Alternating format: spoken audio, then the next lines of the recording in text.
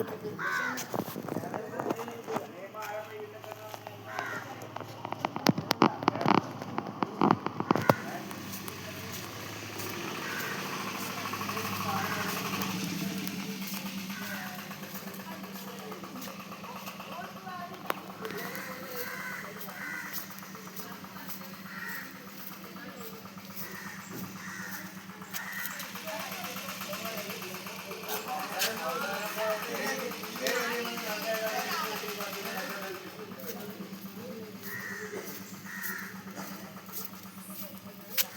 നമസ്കാരം. ഇത് പ്രത്യേക പൂച്ചെടിയാണ്. ഇത് ബാനത്തിൻ്റെ ആണ്. ഇത് ഉണ്ടാക്കിയ ആളെ പേര് ഞാൻ പറയാം. ഇത് അവരാണ് ഇതിൻ്റെ ആൾ.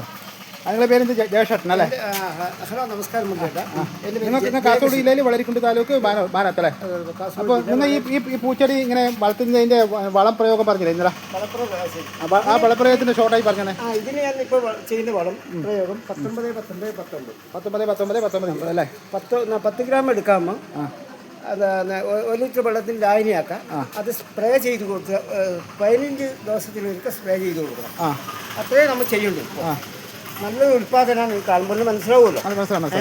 അത്രയും ഉൽപ്പാദനം നമുക്ക് ഒരു 15 ദിവസം കഴിയുമ്പോൾ നിങ്ങൾ ഇടയിൽ 15 ദിവസം ബാക്കി നിങ്ങൾ ഇത് ഇതിൻ്റെ വളം അടിവളം ചേർത്തിട്ട് നട്ടു. അതെ, അടിവളം ചേർത്ത് പിന്നെ നിങ്ങൾ 15 ദിവസം കഴിയുമ്പോൾ നമ്മൾ സ്പ്രേ ചെയ്ത് കൊടുക്കും. അപ്പോൾ നമ്മൾ ഈ സൂര്യപ്രകാശത്തിന് പ്രകാശ സംരക്ഷണം ചെയ്യുന്ന ഇലയാണല്ലോ അല്ലേ? അതെ, ഇലയാണ്. അപ്പോൾ നമ്മൾ ഇലക്ക് മൈനറായിട്ട് ചെറുങ്ങനെ ഇത് കൊടുക്കുമ്പോൾ അവർക്ക് അത് ഭക്ഷണമായിട്ട് മാറ്റും അല്ലേ? ഭക്ഷണമായിട്ട് മാറും. ഇതിപ്പോൾ എത്ര സൈസ് നിങ്ങൾ നട്ടിച്ച് ചെടിയെല്ലാം? ഇത് 2.5 മാസമായി. ഓണത്തിന് നട്ടല്ലേ?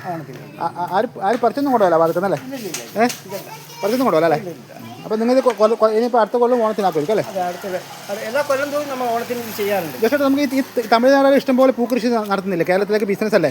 അപ്പോൾ നമുക്ക് കുറേ ഒരു 10 സെൻറ്റ് സ്ഥലത്തിൽ 10-20 സെൻറ്റ് സ്ഥലത്ത് ഇങ്ങനെ ഇത്ര നല്ല മനോഹരമായ പൂ നട്ടിച്ച് ഓണത്തിന് നമുക്കൊരു ബിസിനസ് ആയിക്കൂടെ?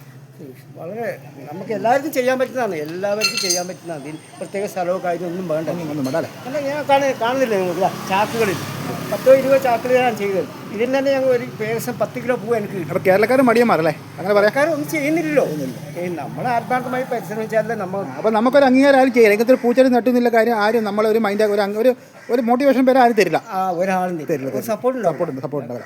അപ്പോൾ നമ്മൾ ഇത് ഈ സീസൺ കഴിഞ്ഞാൽ 3-4 മാസം വരെ ഇത് പോകും. അതിനുശേഷം ഇത് പച്ചക്കറി ഉണ്ടാവും. ഇങ്ങനെ ആരും ശ്രമിക്കാതെ കൊണ്ടും നമ്മളാരും ഇതാക്കാതെ കൊണ്ടാണ് തമിഴ്നാടുകാർ പച്ചക്കറി അവർ മുടക്കിയാൽ നമ്മളിവിടെ പട്ടിണി എടുക്കും അല്ലേ? തീർച്ചയായും ഇതൊരു ഉദാഹരണമല്ലോ പറഞ്ഞേട്ടാ. അപ്പോൾ ഇവിടെ സംഭവം നല്ലോണം ആവുന്നില്ല. ഉദാഹരണം ഇതെല്ലാം കാണുന്നത് എല്ലാവർക്കും കാണാൻ പറ്റുന്ന ഒന്നല്ലേ?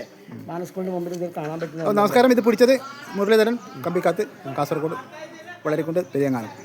ഓക്കെ.